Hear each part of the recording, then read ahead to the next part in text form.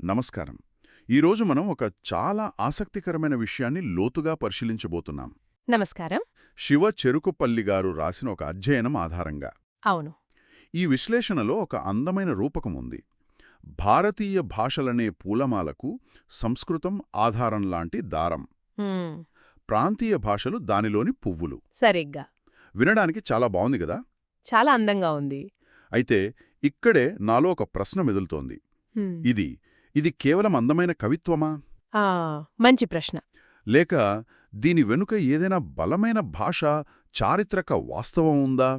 అసలు ఒకే దారం ఇన్ని వేర్వేరు పువ్వులను వేల ఏళ్లుగా ఎలా కలిపి ఉంచగలిగింది? మీరు లేవనెత్తిన ప్రశ్న చాలా సరైనది. హ్మ్, ఈ రూపకం కేవలం అందమైన ఊహ కాదు. కాదా? కాదు. ఇది ఒక లోతైన భాషా వాస్తవాన్ని సూచిస్తుంది. ఆ దారం బలం వెనుక ఉన్న అసలు రహస్యమేంటంటే పదజాలం, భావనలు ఇవన్నీ సంస్కృతం నుండి ప్రాంతీయ భాషల్లోకి ఒక ప్రవాహంలా వెళ్లాయి. ఓకే. కాని దానికి వ్యతిరేక దిశలో, అంటే ప్రాంతీయ భాషల నుండి సంస్కృతంలోకి ప్రవాహం దాదాపుగా 0. ఒక్క నిమిషం. దాదాపుగా 0 అంటున్నారా? అవును. ఈ ఏకపక్ష ప్రవాహం, అంటే ఈ వన్ వే ఫ్లో, ఇదే ఈరోజు మన చర్చకు గున్నెకాయలాంటిది. ఏకపక్ష ప్రవాహమా?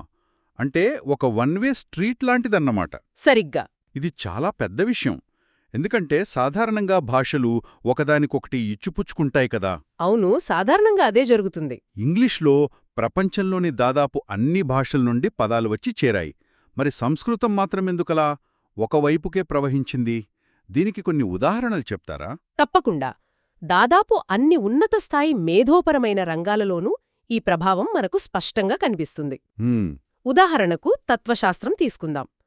ఆత్మ, ధర్మ, కర్మ, మోక్షం ఈ పదాలన్నీ. ఓ ఒక్క నిమిషం, ఇక్కడే నేను మిమ్మల్ని ఆపాలి. ఇది చాలా ముఖ్యమైన విషయం. చెప్పండి. అంటే మనం రోజు వాడే మాటలు, నా కర్మ ఇలా ఉంది అనో, ధర్మం గెలుస్తుంది అనో అంటాం కదా. అవును, అంటాం. అవన్నీ మన ప్రాంతీయ భాషల్లో పుట్టినవి కావో, సంస్కృతం నుండి అరువు తెచ్చుకున్నవేనని ఈ అధ్యయనం చెప్తోందన్నమాట. ఖచ్చితంగా. మీరు పట్టుకున్న పాయింట్ అదే. అంటే మన ఆలోచనా విధానానికి పునాది ఇంకెక్కడో ఉందంటారా? ఇది చాలా పెద్ద విషయం గదా.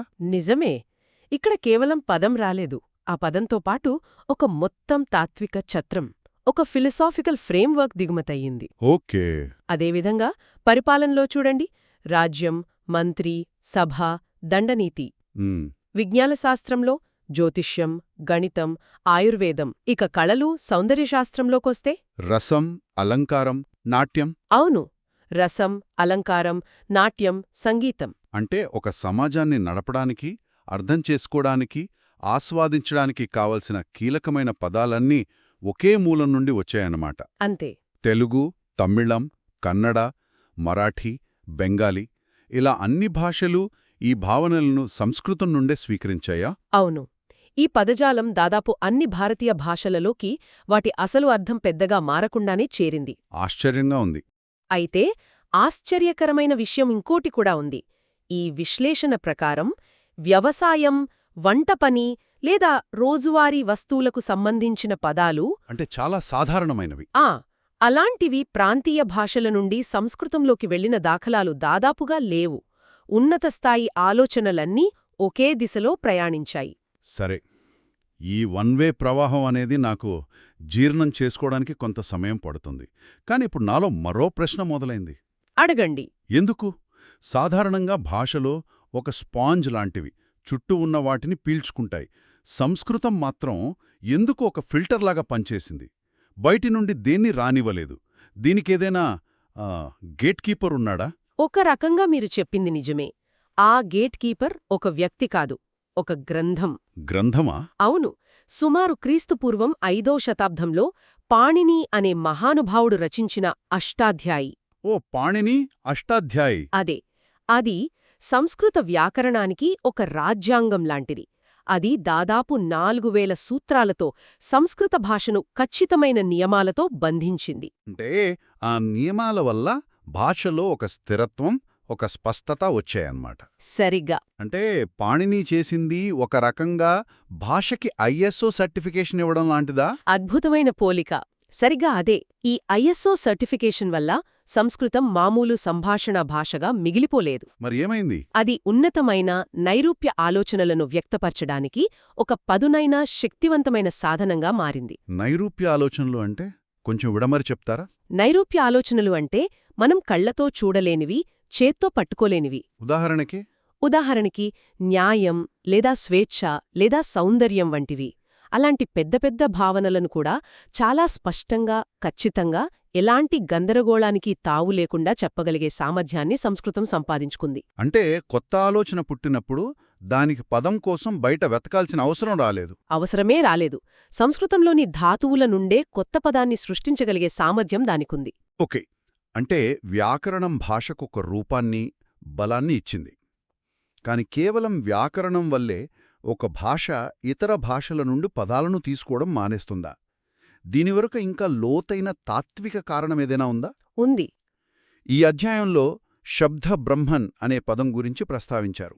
అదేంటో కొంచెం వివరిస్తారా? ఇక్కడే అసలు విషయముంది. ఆ కాలంలోని పండితులు, ఋషులు భాషను కేవలం మనం మాట్లాడుకునే మాటల కూర్పుగా చూడలేదు. మరి ఎలా చూశారు? దాన్ని వాస్తవాన్ని నిర్మించే, ఆవిష్కరించే ఒక శక్తిగా చూశారు. శబ్ద బ్రహ్మన్ అనే భావన ప్రకారం శబ్దం అంటే కేవలం ధ్వని కాదు. కాదు, దాని వెనుక ఒక చైతన్యం, ఒక సృజనాత్మక శక్తి ఉంది. పదం వస్తువుకు పెట్టే పేరు కాదు, ఆ వస్తువు యొక్క సూక్ష్మ రూపం. ఇది కొంచెం కష్టంగా ఉంది. అంటే అగ్ని అనే పదం కేవలం మంటకు గుర్తు కాదు, ఆ పదంలోనే అగ్నితావుకు శక్తి నిక్షిప్తమై ఉంటుందని నమ్మడమా? సరిగ్గా అదే. అందుకే వేదమంత్రాలను అంత ఖచ్చితంగా ఉచ్చరించాలని పట్టుబట్టేవారు. అవును, ఉచ్చారణ దోషం ఉండకూడదనంటారు. ఎందుకంటే ఉచ్చారణ మారితే దాని వెనుక ఉన్న శక్తి, దాని ప్రభావం మారుతుందని వారి నమ్మకం. ఈ దృష్టితో చూసినప్పుడు సంస్కృతం కేవలం ఒక భాష కాదు, మరి అది వాస్తవికతను అర్థం చేసుకునే ఒక ఆపరేటింగ్ సిస్టమ్. కొత్త భావనలకు వేరే భాషల నుండి పదాలు ఎందుకు తీసుకోవాలి? సత్యాన్ని ఆవిష్కరించగల శక్తి తమ భాషలోనే ఉందని వారు భావించారు. ఇప్పుడు నాకు ఆ పూలమాల రూపకం ఇంకా లోతుగా అర్థమవుతోంది. చెప్పండి. దారమంటే కేవలం పదాలనందించిన సంస్కృతం కాదు, అది ఒక సార్వత్రిక భావన, ఒక యూనివర్సల్ ఐడియా. ఆ భావన అనే దారానికి ప్రాంతీయ భాషలు తమ తమ సంస్కృతి, అనుభవాలతో అందమైన పువ్వులను గుచ్చాయి. మంచి పోలిక. రాజ్యమనే భావన దారమైతే చోళుల రాజ్యం, కాకతీయుల రాజ్యం, మరాఠా రాజ్యం ఇవన్నీ ఆ దారానికి గుచ్చిన వేరువేరు పువ్వులు. అద్భుతంగా చెప్పారు. భారతీయ తత్వశాస్త్రంలోని ఏకం సత్ విప్ర బహుదా వదంతి అనే సూత్రముంది. అంటే సత్యం ఒక్కటే, కాని జ్ఞానులు దానిని అనేక రకాలుగా పిలుస్తారు అని కదా? అవును. దానికి ఇది భాషాపరమైన నిదర్శనం. ధారం అంటే సంస్కృతం ఐక్యతను, సార్వత్రికతను ఇస్తే, పువ్వులు అంటే ప్రాంతీయ భాషలు వైవిధ్యాన్ని, సౌందర్యాన్ని, ఒక నిర్దిష్ట రూపాన్ని ఇస్తాయి. దారం లేకుండా మాల లేదు, పువ్వులు లేకుండా మాలకు అందం లేదు. సరిగ్గా. ఈ చర్చను మనమింకా పెద్ద చిత్రంలో చూస్తే ఇది కేవలం భాషకు సంబంధించిన విషయంలా నాకనిపించడం లేదు. నిజమే. ఇది మొత్తం భారత నాగరికత నిర్మాణానికి సంబంధించిన విషయం. శతాబ్దాలుగా ఎన్నో దండయాత్రలు జరిగాయి, సామ్రాజ్యాలు కూలిపోయాయి, అయినా కూడా ఒక రకమైన సాంస్కృతిక కొనసాగింపు ఎలా సాధ్యమైంది? ఈ భాషా బంధం అందులో చాలా ముఖ్యమైన పాత్ర పోషించింది. ఎలా?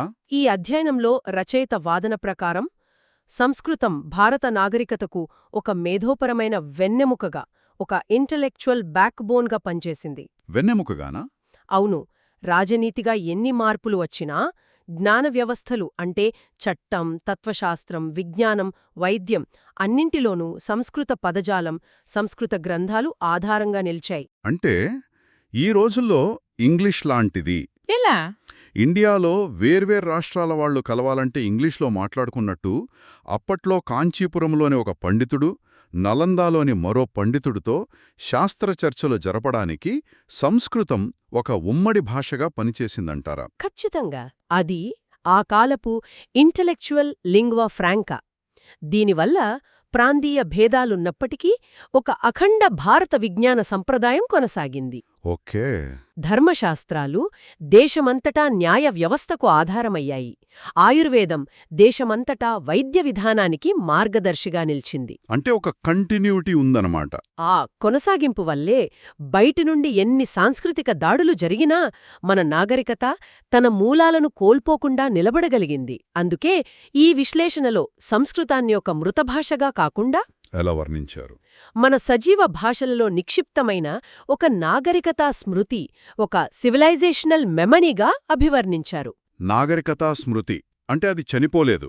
మన భాషలలో, మన ఆలోచనలలో భాగంగా ఇప్పటికీ జీవిస్తూనే ఉంది. జీవిస్తూనే ఉంది. దీన్ని బట్టి చూస్తే ఈ పూలమాల రూపకం ఆధిపత్యాన్ని కాదు, కాదు. ఒక రకమైన సృజనాత్మక సహజీవనాన్ని సూచిస్తోంది. సంస్కృతం ఇతర భాషలను అణిచివేయలేదు, బదులుగా వాటి ఎదుగుదలకు దోహదపడింది. ఖచ్చితంగా. సంస్కృతం యొక్క గొప్పతనం ఈ అధ్యయనం ప్రకారం అది నిర్దేశించడం కాదు, ప్రేరేపించడం.